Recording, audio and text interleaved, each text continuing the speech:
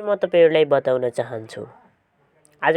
बताउन चाहन्छु कि हाम्रो मोबाइलको पर्सनल हटस्पटको एउटा सेटिङमा रहेको कुरा म्याक्सिमम अलाउड कनेक्सनको बारेमा, यसको उपयोगिताको बारेमा र महत्त्वको बारेमा।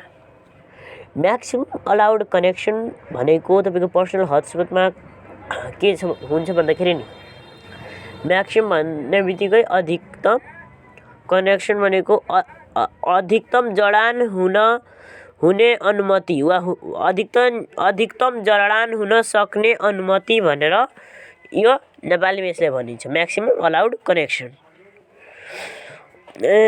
अधिकतम जडानको लागि अनुमति। त्यसलाई अब मानौं तपाई पर्सनल हटस्पट अन गर्नुभयो, तपाईसँग एउटा फोन छ, मानौं दुईटा फोन छ, तर हाम्रो एमआई को फोन हो भने एन्ड्रोइड 10 11 हो भने 11 मा त अझ धेरै दिन्छ होला, तर 10 मा त 10 मा 10 वटा सम्म कनेक्ट गर्न मिल्छ। 10 एन्ड्रोइड 10 छ भने तपाईले 10 वटा डिभाइस कनेक्ट गर्न सक्नुहुन्छ र बाइ डिफल्ट हाम्रो रिसेट गरेपछि या अन्य हामीले यसमा केही यादवती परिवर्तन गरेको छैन भने म्याक्सिमम अलाउड तपाईको एन्ड्रोइड 5 नै कनेक्सन गर्न मिल्छ, तर 5 मै सेट गरिदिएको हुन्छ तपाईको कम्पनीले वा 10 हो एन्ड्रोइड जस्तै मेरोमा 10 नै सिलेक्ट हुन्छ।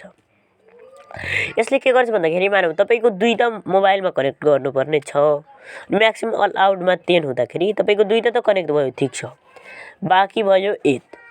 अब तपाईको यदि सिक्युरिटी नन गरेर दुईटामा कनेक्ट गर्नुभयो भने तपाई यति सोचे हुन्छ कि मेरो मोबाइलमा जो चाहियो त्यसले कनेक्ट गर्न सक्छ।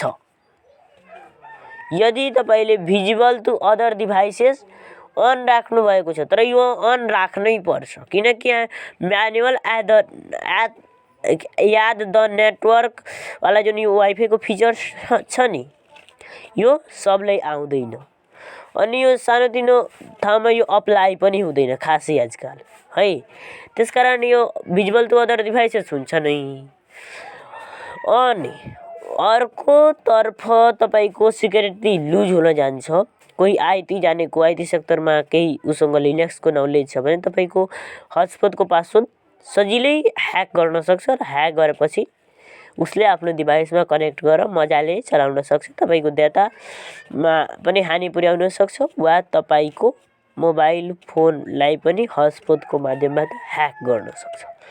त्यसबाट बचाउनको लागि आज म तपाईहरुलाई प्र्याक्टिकल गरी हेराउने छु कि यो हामीलाई जतिवटा डिभाइस कनेक्सन गर्नुपर्ने छ तत्काल त्यति नै म्याक्सिमम अलाउड कनेक्सनमा त्यतिवटा नै राखौं। ओके, अब क्रममा भिडियोमा अगाडि बढ्न चाहन्छु।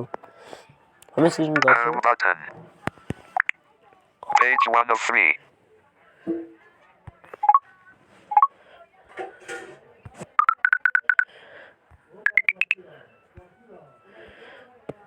Weather.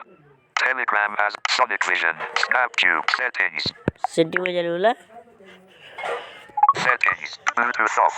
Other wireless connections. Untethering. Personal hotspot. Personal hotspace. Personal hotspot settings. Net connection managed. पर सबभन्दा पहिले तपाई सेटिङमा जानु होला, त्यसपछि तपाई अदर वायरलेस कनेक्सन या यस्तै पाउन सक्नुहुन्छ। एमआई को फोन भने नत्र भए सैमसंग को फोन भने माथि मोबाइल हटस्पटको अप्सन पाउन सक्नुहुन्छ। त्यसपछि त्यहाँ गएपछि कनेक्सन म्यानेजमेन्टमा जानु होला। Automatic space, auto space, connection management, maximum allowed connections 10. Maximum allowed connection भनेर यहाँ पाउन सक्नुहुन्छ, यहाँ जानु होला। अनि तपाईको मानौ दुईटा डिभाइस कनेक्ट गर्नु छ भने तपाई यहाँ 1 देखि सुरु हुन्छ। Maximum 10 rate 10 9 8 7 6 5 4 3 rate 2 maximum 8 rated 9 8 7 radio but 6 5 4 3 2 radio 1 radio button unchecked 1 2 radio 2 button on 3 radio but 4 radio 5 radio 6 radio 7 rate 8 radio 9 rate 10 radio। जसमा तपाईको अधिकतम 10 वटा सम्म बाहेक तपाई डिभाइस कनेक्ट गर्न पाउनु हुँदैन। 9 8 7 6 5 4 3 rate 2 1 maximum 1 rate 2 3 4 5 radio। अब हाम्रो 5 हुन्छ, त्यसकारण म यहाँ 5 पछि गर्छु। connection managed. यहाँ एकचोटि ठिक गरेपछि ट्याप गर्नु होला डबल त्यसपछि त्यो आफै चेक भइहाल्छ Max data navigate up button. Data max data restrictions 100 MB. ल अब क्रममा म तपाईँहरूलाई यो कुरा बताइसकेको छु त हो तपाईँहरू यसरी गर्न सक्नुहुन्छ अनि अब त्यसै गरी अर्कोतर्फ म तपाईँलाई Navigate up button. अर्को Personal hotspot. भिडियोमा भेट्ने बाचा गर्दै यहाँबाट बिदा हुन्छु धन्यवाद 3